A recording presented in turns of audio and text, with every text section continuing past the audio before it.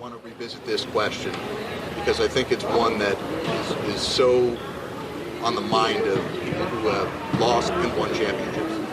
Does this championship at all help validate or wash away that bad taste you had in your mouth from when your Celtics lost to the Lakers? It definitely does. And, obviously I've been up 3-2 before in the series and lost, so it's been on my mind for the last 4 or 5 days, to play well for this team to win. And I put a lot of pressure on myself. Wasn't feeling great before the game, but like I said, I know I had to fight through it and just come out and try to be aggressive, take what the defense gives me and help my team in any way possible. Rondo, take me, I've been watching you for so long. Champion as a Celtic, champion as a Laker. What I really want to talk about is your competitive spirit. I've seen a lot of guys compete, but you take it to another level for me. And I always tell all my little point guards, watch the way he competes. And it showed tonight, defensively, passing, but your leadership, you barking, offensively. Take me through that mindset. Just understanding what I'm able to do for my teammates. Coming in with the right mindset, understanding that you can control the game from so many different ways besides scoring. Like you said, with my voice, with me being in the right spot defensively, me being an extension of the coach out there on the floor, giving Brian, spare minutes to be able to extend the lead when I'm in. So for me, just coming in, tonight was all mental. Like I said, I've been focused for this for the last couple of days now. Wasn't happy with my play game the last 2 games, so I knew if I had to, be more aggressive, be more efficient, and do what's best for my team on each possession of the game. All right, let's go to the studio. Isaiah Thomas wants to chat with you. Yeah. Rondo, congratulations, brother. We've had many of dinners. Isaiah. Thank you. You're welcome. We've had many of dinners, many of conversations about, just basketball and winning. And I want to talk to you about now, after you've won championships, when you talk about being a coach, a GM in this league, how has that transferred to your playing ability now? Because not only have you been studying the game, but you also been studying the game for your next career in terms of coaching and GM. How did that help you tonight in this game? It helped me in so many ways. Actually last night I pulled film on Jimmy's turnovers. I wanted to capitalize on how Jimmy turned the ball over the last couple of seasons. Well, not season, but last couple of series, and figure out how we could stop him. He's the quarterback for this team.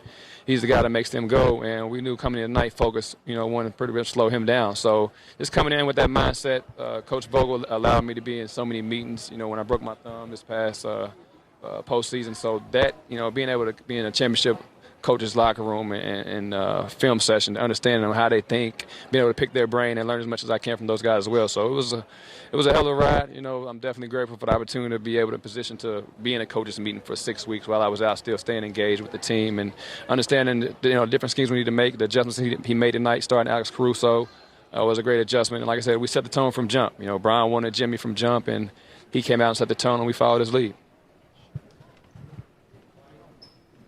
Rondo, Gary Payton. I love you to death. Good, GP?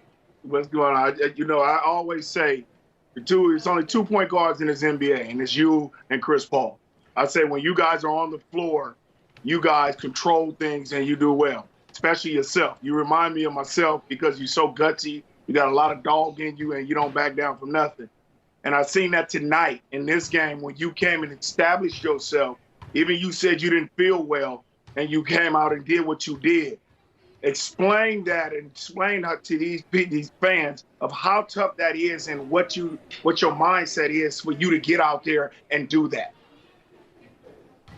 It was extremely tough. Being in this environment, not usually getting the proper meals that you normally eat. You know what I mean? It's just, not the proper sleep. So there's a lot of things going to factor in playing in this championship today for me, especially, like I said, I didn't feel well before the game, but I knew that, it didn't matter. I thought about MJ playing, having a hell of a game when he had the flu. So, you come out here with the mindset, no excuses, injury, play through injury, whatever it takes, to get the W. And it took 48 minutes of grinding. It took 12 months of grinding. It started a long time ago, but just to do it with these group of guys, it's very special.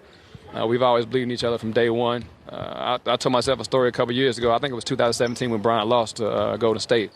I told myself if I was able to get with a guy like LeBron, there's no way there was going to be a team that beat us 4 times before we beat them 4 times. And I was just thinking from the mental aspect of, breaking down film, studying guys' tendencies, and just understanding being able to dominate mentally on the court.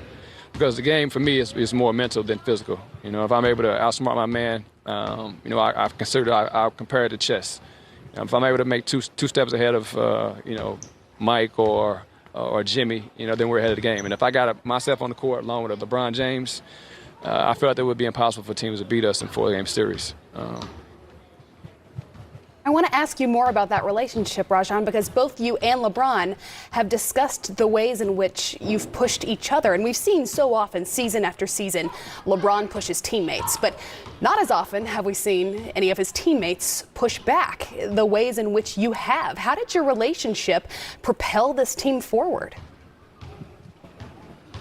I think, just obviously the respect that we both have as far as IQ in the game and what we give into the game. Just be able to come together and understand and hold each other accountable. He's cussed me out a lot in this series. On the court, some of the gambles and mistakes I make. But, we just got a great relationship where we talk with each other. We understand we're all coming from a great place. And I expect greatness from him every night. Same thing. I hold 80 to the same pedestal.